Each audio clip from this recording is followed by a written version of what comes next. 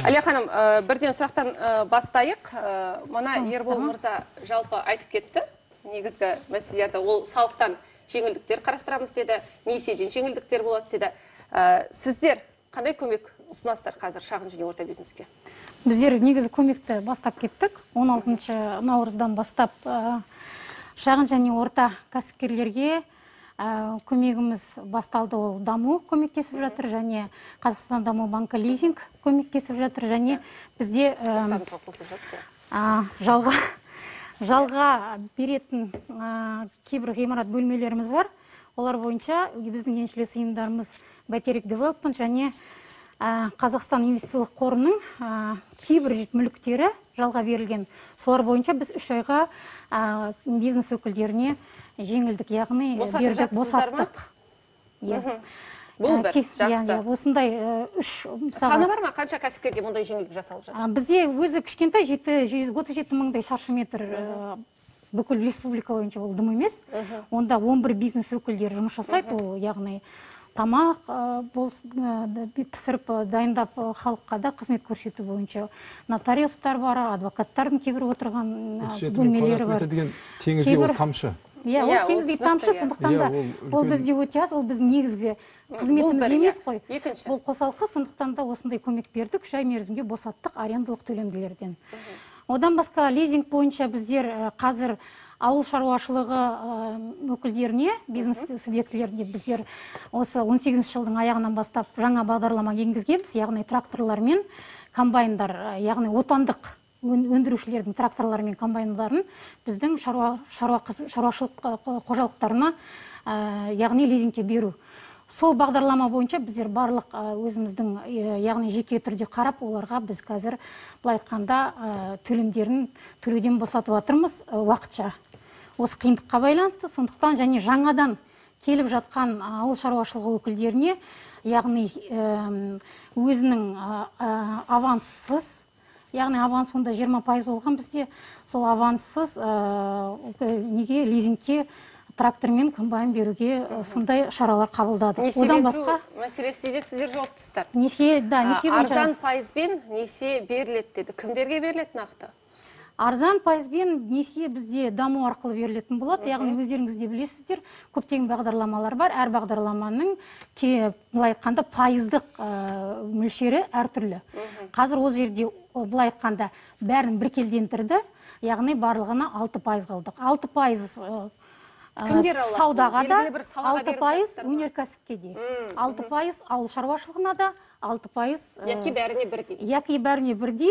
Салалық барлық ұлттық экономика министрлігіне жолданған сауалдардың бірі, яғни салалық біздер бұрын салалық шектеулер болған, сол салалық шектеулерден қазір бас тарттық, және кепілдендіру бойынша соманы көбейтіп жатырмыз.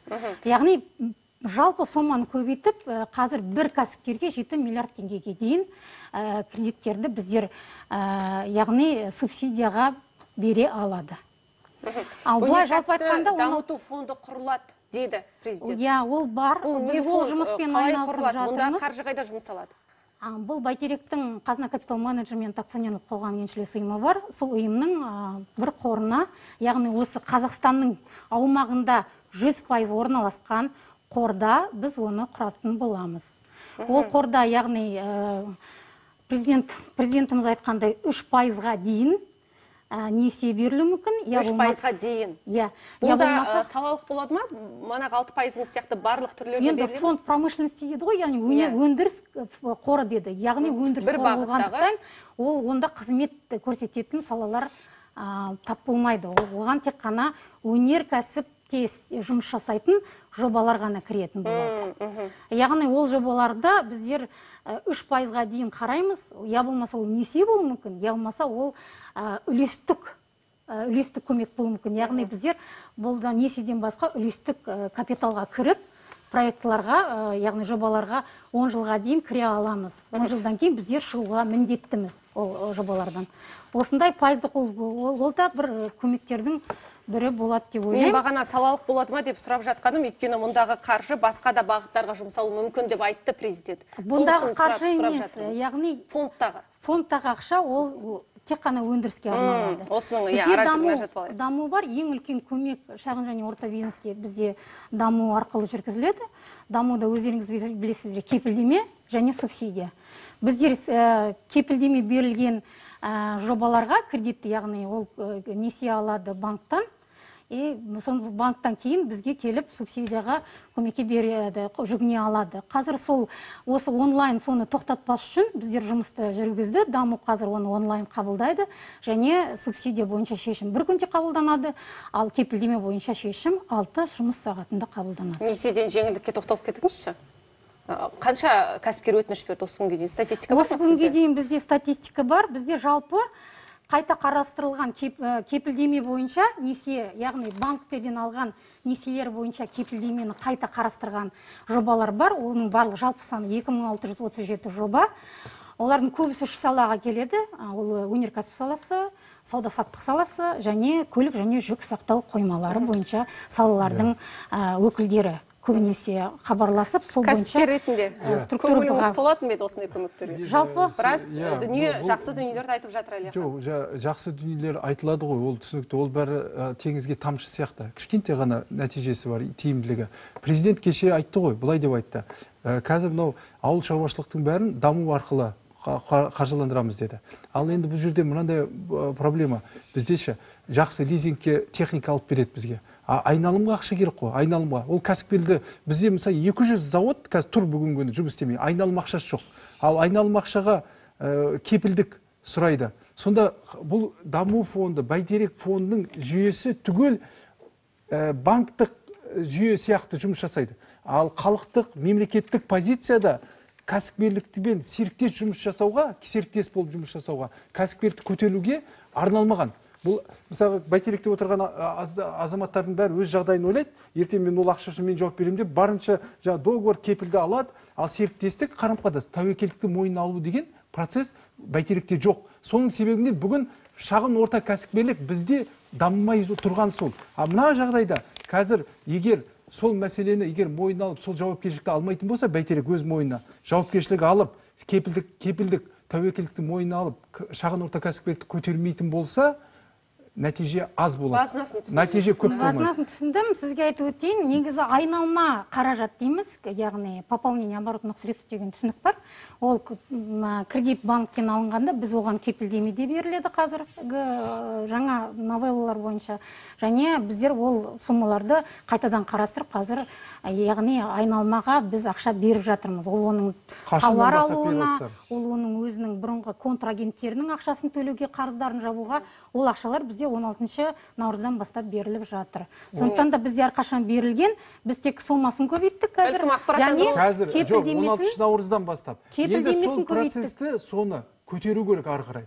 Соны көтеріп, мынау тәуекелдік бар ғой, тәуекелдік, кәсіпкердің мойнына алып тәуекелдік. Бұларды өз мойнына алу керек. Олар тек қана пайдасын ғана алып кәсіпкерді лақтырып жіберу керек емес.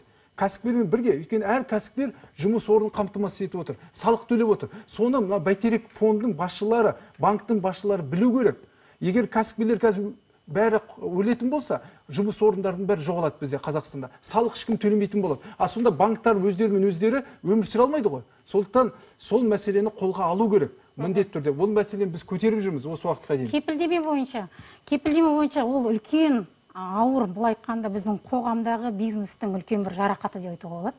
Өйткені көбінде кепілдеме жоқ, я болмаса болса да ескі, я болмаса бірнеше рет банкке былай айтқанда перезаложен дейді, қайта-қайта кепілдеме салынған. Сіздерде көрдіңіздер ме? Ондай мәселелер бар. Бірақ сөз айта салайын.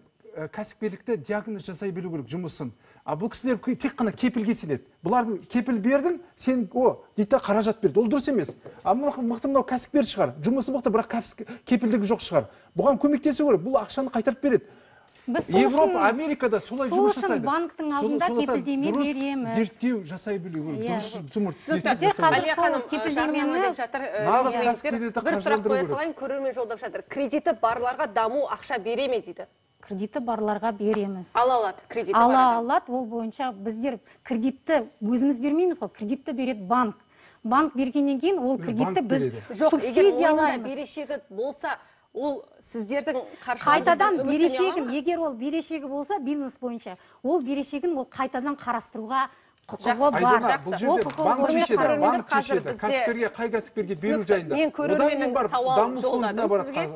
Солай деп шындықты айтсаңызшы. Бұл көрермендердің сауалдары мен мамандарға қойып отырмын. Қазір бізде жарнамалық үзіліс, сосын 42.500-тің мәселесіне қайта ораламыз. Көрермендердің сұрауы бойынша.